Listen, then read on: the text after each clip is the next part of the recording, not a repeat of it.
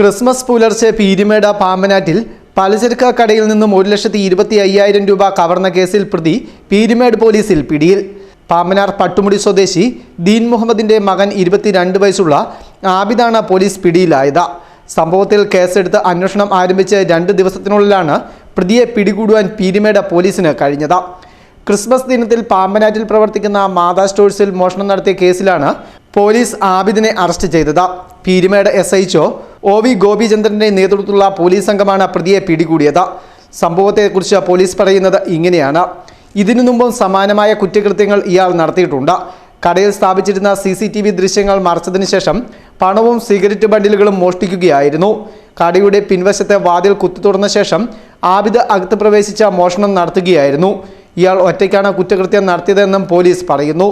തെളിവ് നശിപ്പിക്കുവാൻ എല്ലാവിധ ശ്രമങ്ങളും നടത്തിയിരുന്നു. എന്നാൽ പോലീസ് ഇയാളെ പിടികൂടുകയായിരുന്നു. പ്രതി കുറ്റം സംഭവിച്ചിട്ടുണ്ടെന്നും തൊണ്ടി മുതൽ കണ്ടെടുക്കുന്നതിനുള്ള ശ്രമങ്ങൾ നടത്തിവരികയാണെന്നും തുടർന്ന് ഇയാളെ സ്ഥലത്തെത്തിച്ച് തെളിവെടുപ്പ് നടത്തുമെന്നും അതിനുശേഷം മജിസ്ട്രേറ്റിന് മുന്നിൽ ഹാജരാക്കുമെന്നും പോലീസ് അറിയിച്ചു.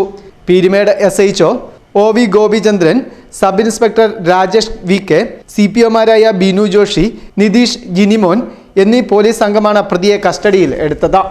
Festoon news, Peermade.